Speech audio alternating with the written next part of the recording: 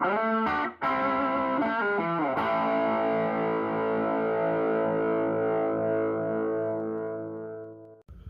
y'all, welcome back to the channel. Today we're going to be doing something a lot different than what we've been doing. It's not going to involve a Jeep or anything old. This is going to involve a more modern engine. Unfortunately, earlier this week the water pump decided to go out in my wife's car. This particular water pump's run off the timing chain that's inside the engine. So when the water pump failed, coolant decided it was just going to go all down the oil pan and contaminate the oil and all kinds of mess. So I've been dealing with this for the past couple of days now. I'm going to show y'all what to look for, how it needs a new timing chain, all that. We're redoing all that because it's got to come off anyway to get to the water pump. I'm going to be going over why it's important to, keep these modern overhead cam Ford engines well maintained as far as oil goes, the warning signs on these water pumps, the labor involved in replacing one of these, and also the special tools. So let's go get started. If I see a little bit off in the video, it's just because I can't stand working on these dang things. They really, really irritate me. I was a tech at Ford briefly for about a year, and it was not very fun at all. I wish I had a minute alone with some of these Ford engineers and the way they design things. So, all right, moving on. All right, so I got everything completely stripped down. I'll give you all an in-depth explanation on everything. But the first thing's going to be this water pump. So here's the old water pump. This sits roughly in the top middle of the engine. It's run off the timing chain. And yeah, so what happens basically is the shaft and the bearing goes out, and the coolant is behind here on the block side of the water pump, and it decides to go out and dump water, basically coolant, down it and then down into the crankcase, the oil pan, and contaminate all the oil and overheat the engine. Luckily, my wife is pretty, knowledgeable on what to do with stuff like this. I try to educate her on, what to do in a roadside emergency like this with the overheating and stuff like that. So luckily, the engine was running when, I managed to drive it home. It only lasted about a minute before it started overheating again. I had to coast all the way back to the house, but moving forward. So yeah, basically, the telltale signs to look for, this is a little weep hole here. About 6 months ago, I noticed some coolant on the bottom of the oil pan, towards the front of the car here, when I was doing an oil change. I put a pressure test on it, did a pressure test on it to make sure, because I thought maybe the seals were going out in the water pump. Well, it passed my pressure test and everything. Well, it turns out it was the shaft. So I was a little bit wrong on my diagnosis, because I was just, since I passed the pressure test, I'm like, oh, it can't be the water pump. But I didn't know about the shaft issue. So unfortunately, I paid the price for that, because, I could have solved this 6 months ago and not have all the oil contaminated with coolant. So that is one thing to look for. Another thing is, it got so bad to the point where it was binding up. So the gear's binding up. And another issue we were having with this car is it would have an intermittent hard start. Like the starter would almost hang up intermittently. I checked all the connections on the starter. The battery was okay. But what I think happened when I was turning this engine to get the timing marks lined up and everything, the chain was really wanting to bind up with torque on it. And you could see the water pump shaft kind of, flexing out a little bit. So I think that was also another related problem with that starter kind of hanging up. So if you got one of these engines that's having a similar issue, I would seriously consider looking in to the water pump. A little bit about this engine. This is a 3.5 Duratec, also known as a Cyclone. These were put in, I believe, 2007 all the way up to, I think, 2018. This is basically the older brother to the EcoBoost. They did some revisions to this engine, but basically they share a lot of the same components. Some of the differences are on a truck application, the water pump's going to be external, which is real good, so you don't have to worry about this. And also there's going to be 4 cam phasers total, so there's only one on the intake here, and then the exhaust is driven off of a separate little chain off the intake phaser. So yeah, I mean, it's a great engine. I didn't really get to take any pictures or film of it, what it looked like before I cleaned it up, because there was so much oily, contaminated oil, basically chocolate milk, or frosty if you want to call it that. What I did is I flushed the whole thing out with diesel fuel. So I started from the heads, flushed out all those, tried to clean them as best I could. And then basically the front of the block here, where the timing components go, flushed that out. And then finally the crankcase. It took about 3 or 4 gallons of diesel fuel to do, but I'm pretty confident I got a majority of it out. I mean, I still obviously can't get it out of the cavities in the block in the engine, such as the oil pump. Real quick, the oil pump's driven off the crankshaft on this engine. So if you're doing something like this, go ahead and change the oil pump out.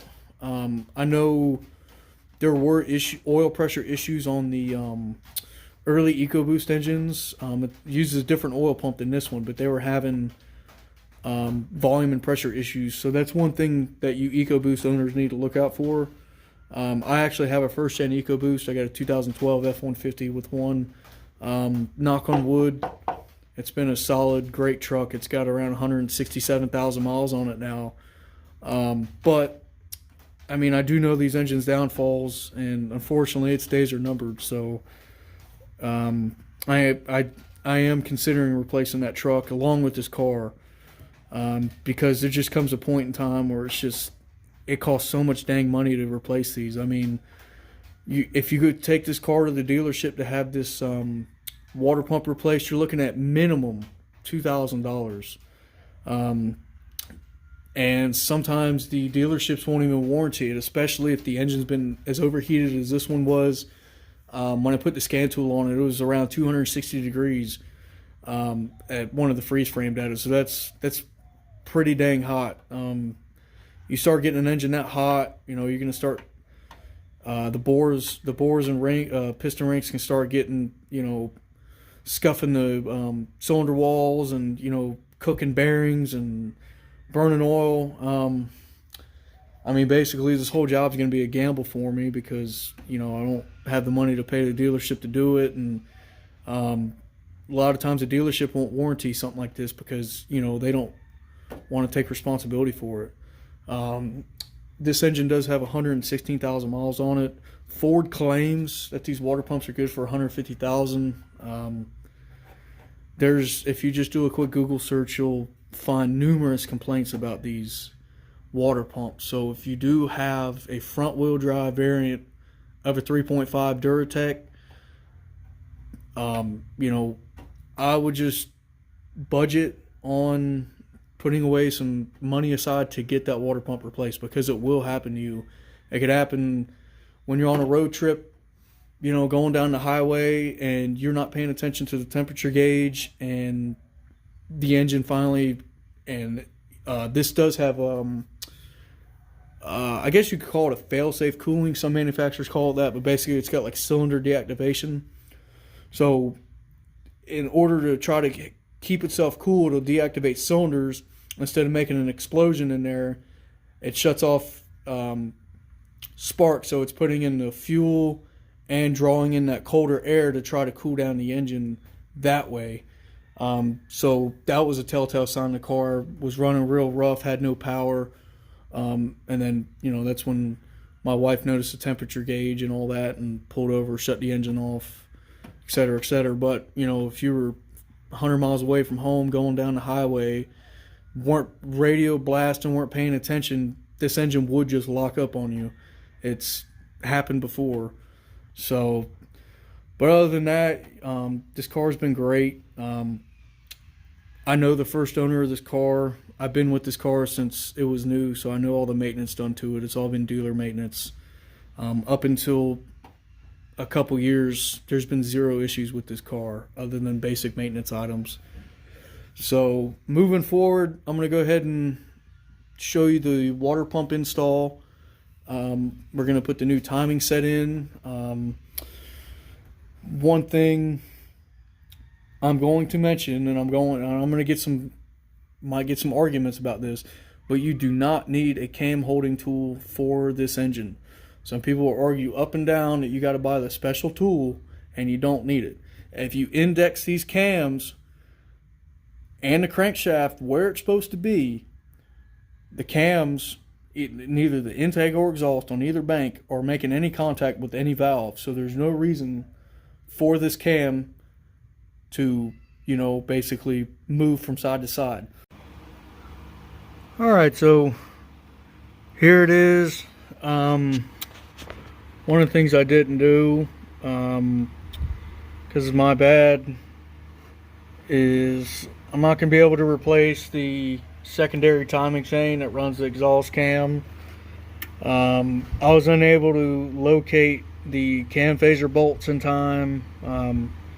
I got to get this car back on the road, but basically this cam phaser has to come off, and also the cam bolt here, and they are torque to yield bolts. So basically they're a one-time use bolt.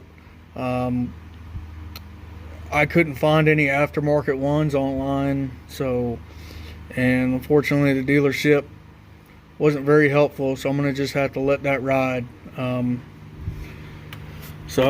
But moving forward, one thing I recommend, if you got the dropsies like me, make a nice little thing of rags and also a piece of cardboard. I had a piece of cardboard on there too, but you drop something down in there, you're going fishing or you're taking off the oil pan, and that was something I didn't want to deal with.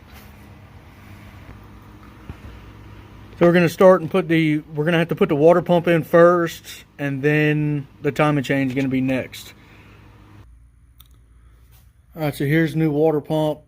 I'm using a Ford water pump. It's a lot more money, but it's one of those things, you put one of those cheap aftermarket ones in, and it's got a bad seal or something, you're going to be really upset. So I figured spending more money and had the reassurance. So go ahead and get the bolts.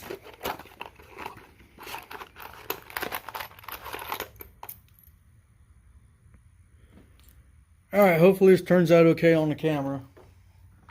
But the gasket's already on the water pump. And it's got some locating dowels. I'm going to go ahead and line up those locating dowels. Alright. Go ahead and put some bolts in it. Now my handy electric ratchet decided it wanted to break. So I've been really missing it. My little electric ratchet's real handy on stuff like this. So, alright, off cam, I'm going to go ahead and put all these bolts in. The torque spec on these is going to be 89 inch-pounds. It's not a lot. So I'll go ahead and get out my torque wrench and show you all that. Alright, so I forgot to film the water pump torque down procedure. Basically, just want to do them all in stages, just get them, just a little snug and then keep going up in torque. But basically, just do a good pattern like top, top, bottom, side, side, then the middle, middle, etc., etc., until you get to that 89 inch-pounds, because it's a pretty thin housing, and you know, if that thing doesn't seal, this whole job was for nothing. So, but moving on, we got the timing chain here. So we got a yellow. We're gonna have 2 orange links and 1 yellow link. The yellow link's for the crank, and the 2 oranges are for the cams. Try to do this the best I can on camera. But basically, the crank sprocket's going to be facing at the 4 o'clock position. There's a dot stamped on that sprocket. That's going to be, you're going to put your yellow mark on that. And then on both of your cam phasers. Alright, so we're going to try to fish it on there like a serpentine belt. Go ahead and do the crank sprocket first. Well, no, let's go ahead and do the cam first. So I got that orange mark, the orange link right on the dimple. We're going to do the same thing to the other bank.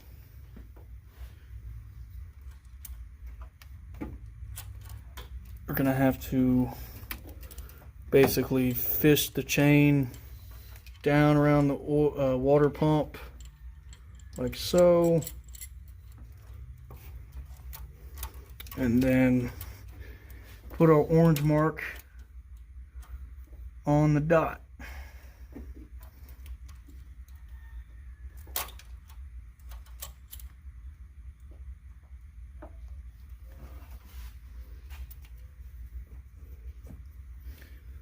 Alright, and we're gonna move the camera there.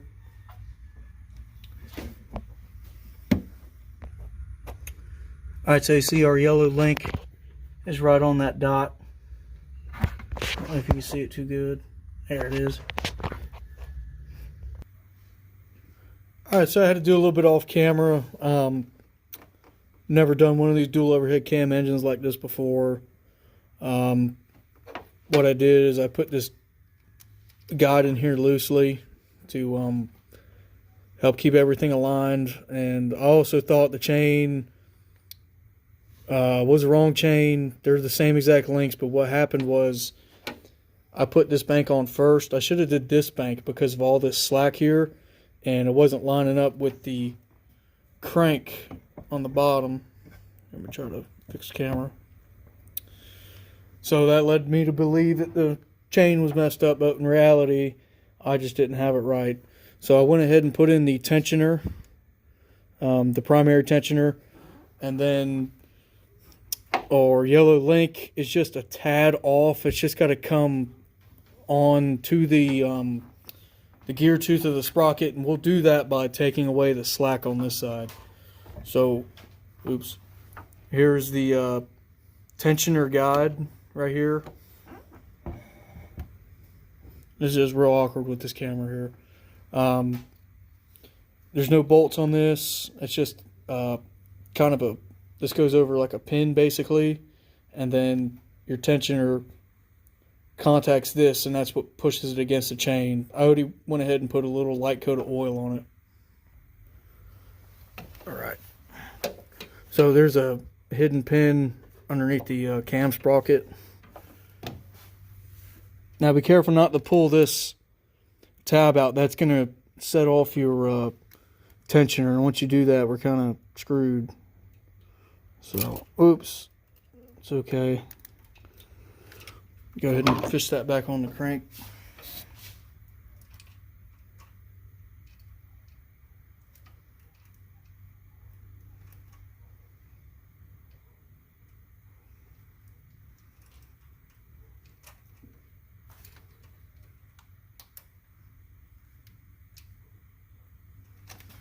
All right.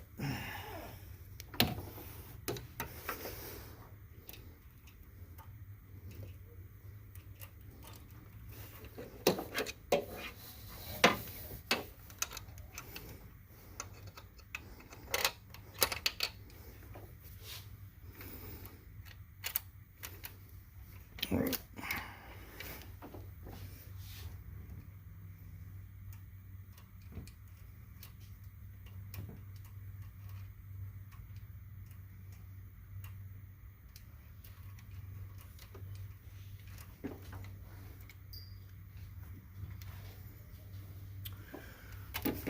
All right, so what I did wrong here is the tensioner is going to have to go in after the tensioner guide. So I'm going to go ahead and take the tensioner off real quick, and then put the chain back on the crank sprocket, and then basically kind of hold the guide and put the tensioner back on.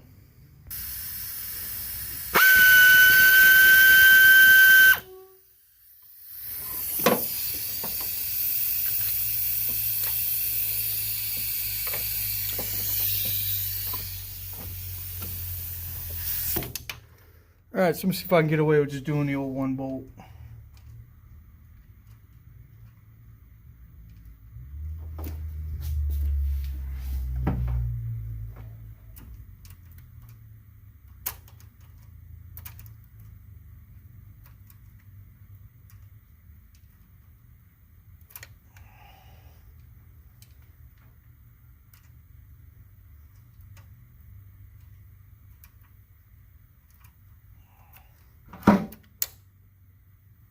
Stop. All right, so I got the tensioner all tightened up. It's still not activated yet, so we still got slack on the chain. I'm gonna go ahead and put on another guide, a little bit of oil on it. All right.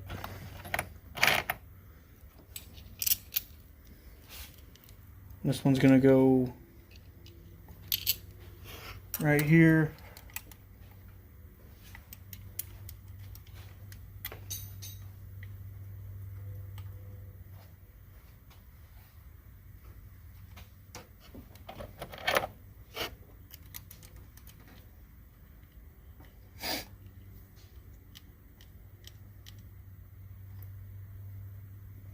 All right. Go ahead and get the noisy air ratchet out. My left one's broke, unfortunately.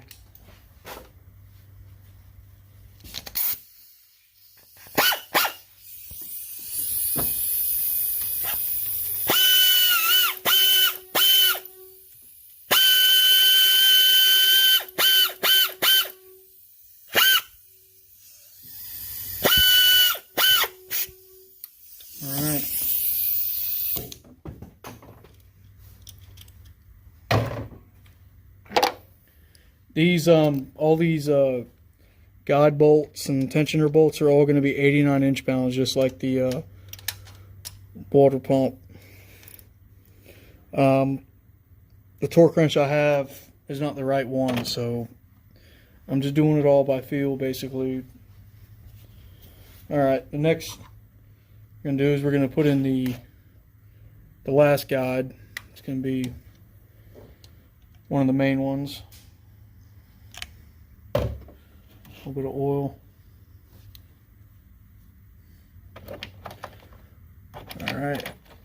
I think this one gets the longer bolts. All right, so I got the other guide in. It's going to be the only bolt. It's probably, well, the only long bolt. It's about 2.5, 3 inches long. And that's going to go on the bottom here. And then the top one's going to be a standard, like the other one's probably about 1 inch long or so.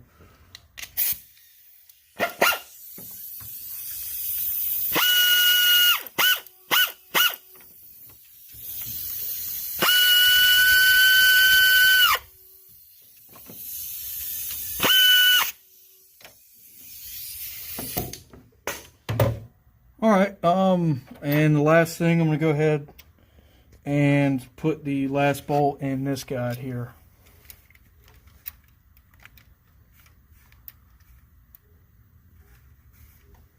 This one's going to be a little trickier because I should have put it on before I put the chain on, but That's the way it goes.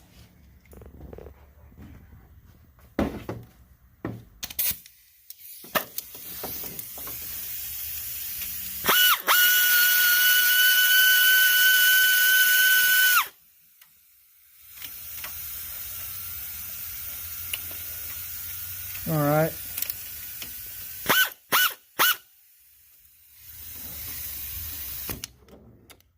Yeah, I messed that one up a little bit.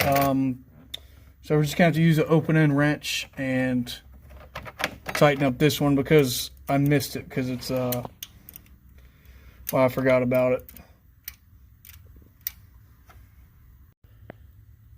All right, so now chain wise, it's complete. We're going to triple check everything. Verify your marks one more time. Make sure your guides are tightened right, put in right, because once we pull this tensioner, it's pretty much over with. Some of these tensioners do have a little bleed. You can kind of stick a pick in there and collapse it. I didn't pay attention to see if this one had it. So here goes nothing. We're just going to pull that out. And there we go. So it didn't do anything because that runs off oil pressure. So once the engine comes on and oil pressure builds up, it's going to tighten up that chain. All right, so next thing we're going to do is going to put the VCT solenoid brackets back on.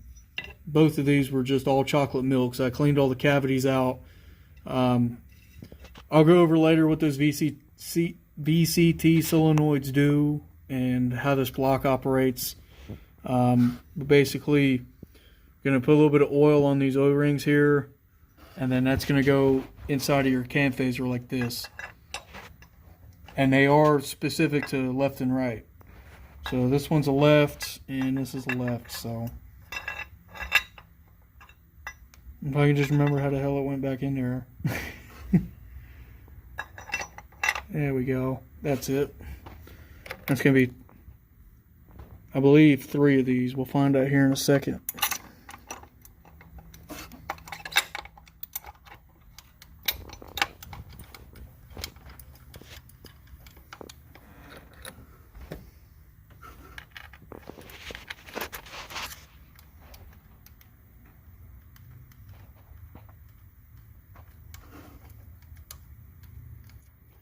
All right. Yep, it is 3.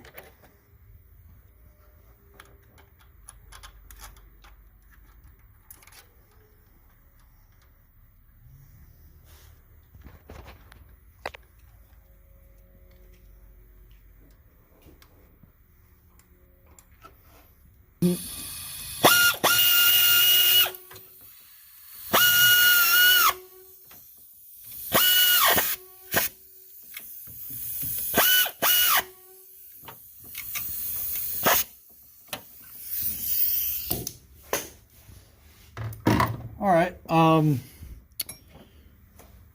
here's the actual VCT solenoid. This is the original one. I cleaned it up. This was all coated in chocolate milk as well. We're going to put a little bit of oil on it real quick while we're doing this. So basically how these operate is the block here takes oil pressure, and then this solenoid actuates, and that'll send oil pressure to send into the phaser and actually advance or retard the cam timing. So that's why it's real important to keep up with your oil changes. Make sure you're using the right viscosity oil. In this case, like a lot of Ford engines, is 520. It's very, very important you don't run a thicker oil in here because of that. Really, the one disadvantage of running such a thin oil is if if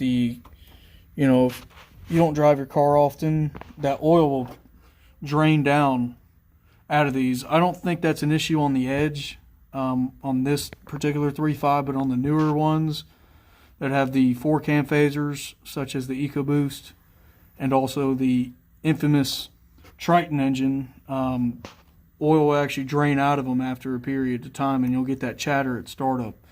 I've never experienced it with this, so I'm going to go ahead and, you know what, we're actually going to leave. Now we're going to go ahead and tighten it up. All right, so I got the right bank here. One thing I forgot to mention, along with oiling these up, put a little bit of oil on this O-ring here. All right, so the right bank's going to be identical to the left bank. Not going to really be able to get a good camera angle on it.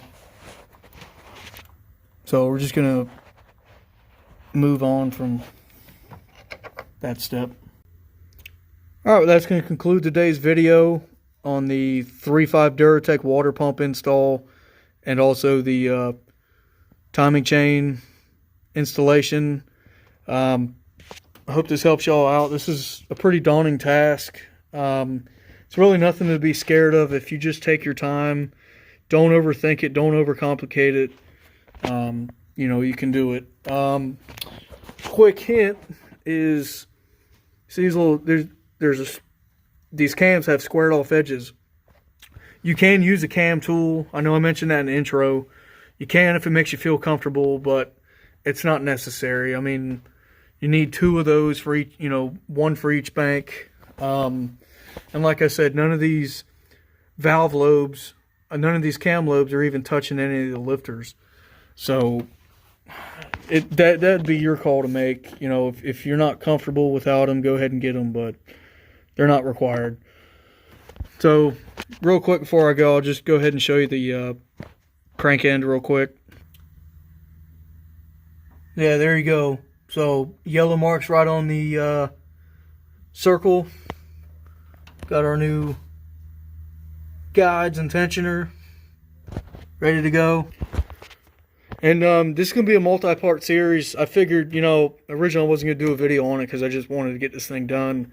I didn't film any of the teardown or anything because, you know, I just didn't want to take up too much time. And this thing was a real pain in the ass to take apart.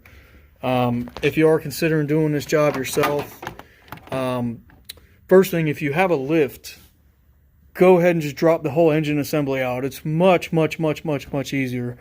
You would, you know, if I had a lift, I would have been done with this job, you know, 2 days ago. They give you just enough room to do everything from the top, but just dropping the whole subframe and, you know, pulling the wiring harness connectors off the body and, you know, transmission shift linkage and all that, it's much easier just to pull it out of the bottom. But the biggest pain in the neck is this power steering pump right here. There's 2 bolts that are almost inaccessible to get to. Basically what you have to do is drop the engine all the way down to where it won't go anymore. Basically the CV axle's pretty much holding it up, and you know the other side motor mount, and you'll have just enough room to get a 8mm socket, deep socket with an extension, and a regular ratchet will work too, but one of them goes in between the pulley here, and then another one's hidden. It's just that was the most time-consuming thing. That really got me real aggravated. Really, the only special tool you're gonna need is a crank puller. So it's gonna be, yeah, the crank puller is gonna be a Chrysler. It's gonna be labeled as a Chrysler/GM. But it's still going to work on this Ford. Yeah, so what makes this crank pulley different is, I believe 2009 and up use this all the way till now. They use this style pulley. So a regular 3-jaw puller will fit, but on the front wheel drive version, the fender covers about this much of the pulley, and you're unable to get your 3 jaws in there. So you got to use the small one. You know, if you're working on a newer Ford truck or something, yeah, you can get a conventional 3-jaw in here, or even get behind it and take it off. But I think the major auto part, drop the brake cleaner, but the major auto part stores will loan it out, and the part number is a OTC 6667 puller. So All right, well, stay tuned, and y'all have a good one.